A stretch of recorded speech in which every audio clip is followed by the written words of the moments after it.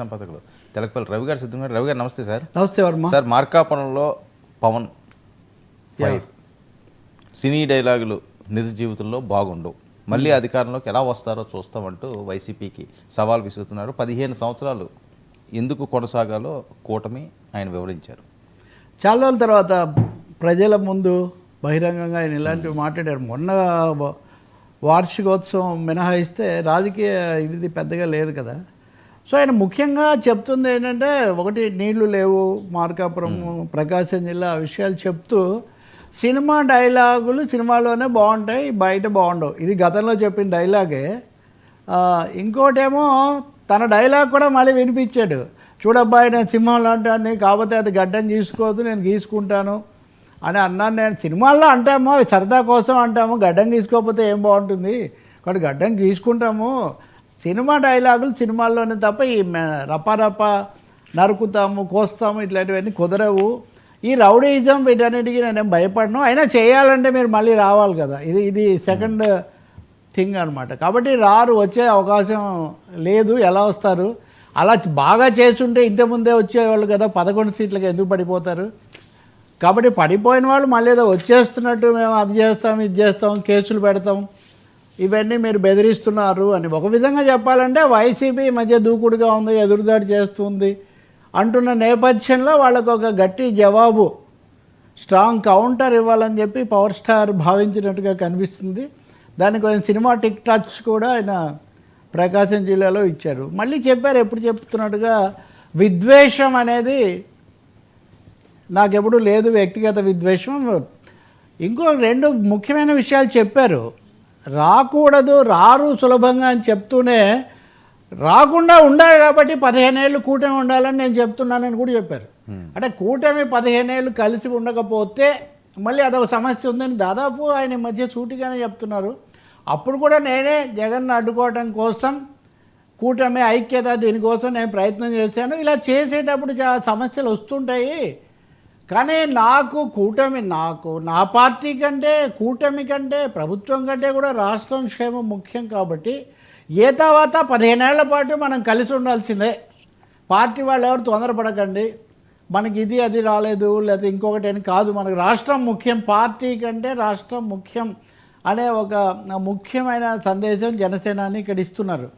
రెండవది, చాలా సందర్భాల్లో చంద్రబాబు నాయుడు ఇంకోటి కూడా చెప్పాడు, నేను పోరాడగలను కానీ పరిపాలనలో నాకు అనుభవం లేదు, కాబట్టి చంద్రబాబు నాయుడు గారి నాయకత్వం అవసరమైంది, ఇది 15 ఏళ్ళు ఉండాలని నేను కోరుకుంటున్నాను. అంటే రాబోయే 2 ఎన్నికలకు కూడా జనసేన తెలుగుదేశంతోనే ఉండాలి అని పవన్ కళ్యాణ్ కోరుతున్నట్టుగా కనిపిస్తుంది. ఇది మీరు కంట్రాస్ట్ చేస్తే బీజేపీ విష్ణుకుమార్ రాజు మాట్లాడిన దానికి పూర్తి విరుద్ధం.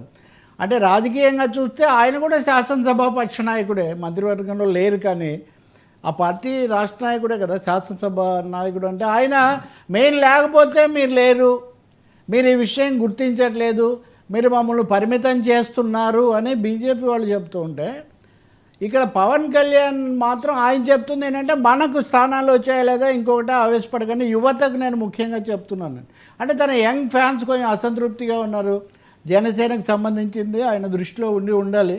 నేను ఎక్కడ చూశాను, మరి నిజమే, బాలినేని శ్రీనివాసరెడ్డి కూడా వచ్చి కలిసి వెళ్ళాడు ఈ సభ సందర్భంలో అన్నారు. ఆయన వచ్చినప్పుడు జరగాల్సిన మెగా ఈవెంట్ అవి కూడా అంతగా జరగలేదు కదా, వాళ్ళు ప్లాన్ చేసి చాలా రోజులు అలా ఉన్నాయి. కాబట్టి 3 విషయాలు మోదీని చాలా సందర్భాల్లో ప్రస్తావించారు. మళ్ళీ ముగింపులో తెలుగులో, ఇంగ్లీష్లో కూడా జల్ జీవన్ మిషన్, దాని ప్రాధాన్యత, ఇవన్నీ మోదీ, చంద్రబాబు మళ్ళీ 3 టర్మ్స్ 3 పర్యాయాలు ఈ కూటమి ఉండాలని ఆయన చెప్తూ ఉన్నారు. 3 పర్యాయాలు వీళ్ళు కలిసే ఉంటే రారు, వైసీపీ వాళ్ళు ఎలా వస్తారు అంటే ఇది ఒక ఈక్వేషన్ అనుకోవాలి. పవన్ ఈక్వేషన్ ఏంటంటే 3 ఏళ్ళు అందరం కలిసి ఉండాలి, 3 సార్లు కలిసి ఉంటే అప్పుడు జగన్ ఎలా వస్తారు, వైసీపీ ఎలా వస్తుంది. ఈ బెదిరింపులకేమీ భయపడక్కర్లేదు. కొంచెం మోరల్ బూస్ట్ అవసరం కూటమికి, నేను గట్టిగా నిలబడతాననే మెసేజ్ మళ్ళీ వినిపించాలని ఆయన భావించినట్టు స్పష్టమవుతుంది మనకు. తన పార్టీ వాళ్ళని కూడా దూకుడు కొంచెం తగ్గండి, ఐక్యతకు పనిచేయండి అని చెప్పదలుచుకున్నట్టు కనిపిస్తుంది. అంతకుముందు ఇతర మంత్రులు వాళ్ళు వీళ్ళు కూడా మాట్లాడారు. ఓకే, అందరూ గత ప్రభుత్వం అవి ఎక్కువ మాట్లాడారు, ఈయన ఇది కూడా చెప్పారు. సో ఈ సభ ద్వారా కొద్దిగా స్పీడ్ పెంచారు అనుకోవచ్చండి. పవన్ కళ్యాణ్ చాలా గ్యాప్ తర్వాత స్పీడ్ అదే దాడి ఎదురు దాడి ఒకటిను ఐక్యత నిలబడాలి అంటే కూటమి ఐక్యంగా ఉంటుంది అని. ఇప్పుడు ఒక చిన్న సమస్య వస్తుంది కదా వర్మ, చంద్రబాబు నాయుడు అనుభవము ఇవన్నీ అవసరమని పవన్ కళ్యాణ్ చెప్తున్నారు, లోకేష్ బాబుకు పట్టాభిషేకం దాదాపు అయిపోయిందని వాళ్ళు చెప్తున్నారు. అంటే ఇక్కడ ఒక విధంగా పరోక్షంగా ఎంతో కొంత తెలుగుదేశం పార్టీకి కూడా దీంట్లో ఒక అంతర్లీనంగా ఒక మెసేజ్ ఉందనే మనం అనుకోవాల్సి వస్తుంది.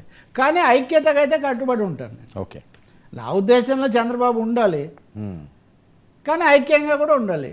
కాబట్టి ఆయన ఆలోచించే కొంత మాట్లాడుతున్నట్టు కనిపిస్తుంది. ఇది లోడెడ్ అంటారే పొలిటికల్ కంటెంట్తో కూడిన మెసేజ్ ఇది.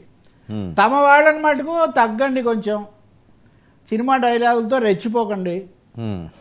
అలాగే వైసీపీ వాళ్ళు కూడా వచ్చామని మీరు భావించకండి. ఎలాగో నేను మళ్ళీ అడ్డుపడతాను, ఎలాగో నేను మళ్ళీ తెలుగుదేశంతో కలిసి మీకు బ్రేక్ వేస్తాను. నాకు నా పార్టీ కంటే కూడా ముఖ్యం. అందుకే మాకు పైన మోదీ, కింద చంద్రబాబు.